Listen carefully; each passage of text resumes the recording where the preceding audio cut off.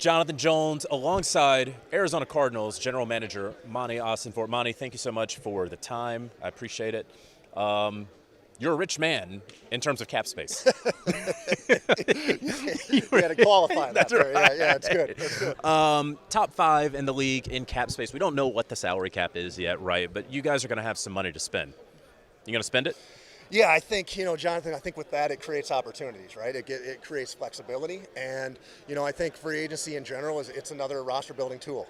We just happen to be coming up on 2 of the biggest ones of the league year here, but free agency and then right back on that is the draft. And so, I think with anything, it comes down to making the right decisions. And so, free agency, it's market driven and there's 31 other teams competing for the same players. It's a finite supply of players that are in that free agent pool.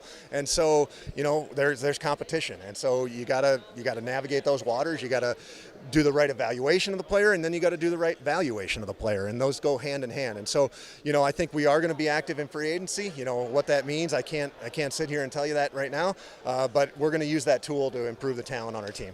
Is this a strong free agency class, top to bottom? Because it seems like, this may not be the year that people are going to be spending a whole lot.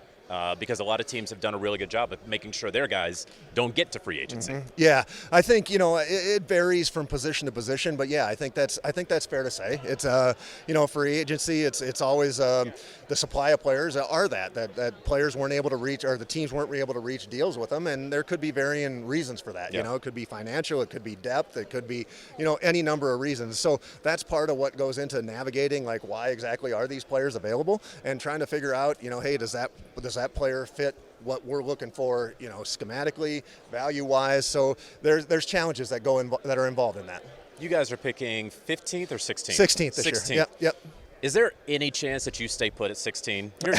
You're not going to stay put at 16. Well, I think we've shown through the first 2 years that we've been around here that we're willing to move up, we're willing to drop back. And so, we're in a little bit different situation than we have been the last 2 years. Like 2 years ago, we were originally at 3. Last year, we were at 4. And so, a little bit easier to predict what's going to be available to you at those numbers. And so now when we're sitting in the middle of the draft, which obviously we want to be even further back, that's the point of what we're doing, it gets a little harder to predict. And so I think maintaining that flexibility of, hey, like, we don't know what's going to be there, and you got to wait and see what opportunities come your way. And so I think for us, if there's an opportunity that makes sense for us to jump up and go get somebody that we targeted, or go the other way where, hey, there's multiple opportunities that we'd be comfortable drafting in the first round, and somebody comes to us with an offer, I think we're going to be willing to listen to that as well. Yeah, you like listening to those. I do like to listen to those. Yeah, I do. Yep. You guys start the season last year 6-4. Mm-hmm. Bye week hits, and you guys don't come out of the bye the way that you want to. Yep. What'd you learn from last year and how things kind of went? Because I think it was 2-5 after the bye. It was, yeah. What'd you learn from that? Yeah, so certainly, you come off that, you're in a good position there going into the bye, and then things don't go your way. Things don't go the way you wanted them to there that second half. And so, you're down in the dumps after the season, reflecting, hey, where did we go wrong? And I think, as I step back and look at it, like those 5 losses, 3 of those, and it might even been a 4th, were all one-score games. Sure. And 2 of them came down to the last play of the game. And so, that's where we have to find a way to get over the hump and find a way to finish those games, and teams that are continuing to play in January find a way to win. Like the NFL all these games are close. There's a thin line between winning and losing, and we weren't on the right side of those as the season went on. And so, as I look back, there's the disappointment of not being able to finish where we were at there after week 10. But there's also some excitement about, hey, the steps that we took from year 1 to year 2, and where our young team is growing. We played a lot of young players and continued to form that young core. And so, I think definitely some learning experiences, but also knowing that we're not where we want to be yet. For a long time, questions about Kyler Murray centered around maturity. Before you got to Arizona, in your early year in Arizona, that doesn't seem to be the question anymore about him. He seems to have really taken on a real leadership role. I remember talking to him at training camp where he just said, yeah, I'm older, I'm not the young guy in the room. And so how have you seen his leadership evolve, and what sort of next step do you need him to take whether it's on or off the field? Yeah, I think the growth we've seen in Kyler, again, I can't speak on what Kyler was before I got there. Sure. And yeah, that first year was a challenge for him coming off the injury and, being on his rehab program, not being around the team as much. He's off on his own doing his rehab and getting back to play. And so, this past year was the first year that he was able to go through the entire offseason program, go through an entire training camp with the team, and then go through the entire season and play, all 17 games. And so to see Kyler take on that role of being around his teammates, continuing to get comfortable in the offense, continuing to make plays with his legs and his arm, continue to make big explosive plays for us and being that for us. That's I think Tyler showed growth all along that as a leader on the field, off the field.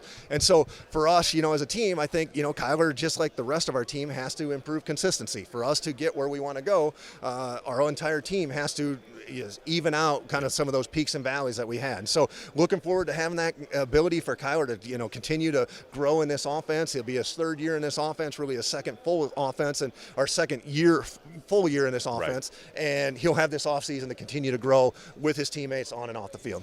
I think folks who play fantasy football, people who prognosticate, probably were expecting more production from Marvin Harrison Jr. this past year.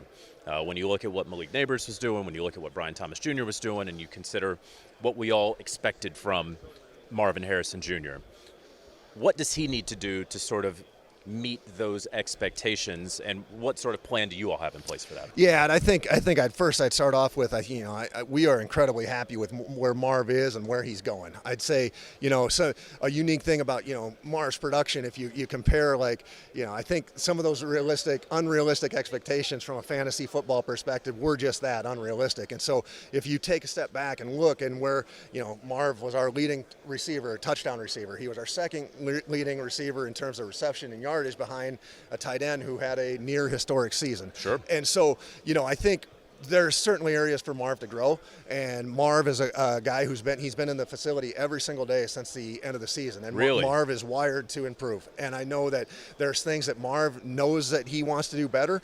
There's things that we have to do better as an offensive unit to help him out, and I think those things together and just the way Marv is wired is going to result in a lot of growth from him in his second year. But I think Marv, from what we thought we were getting, he's everything we thought we were getting.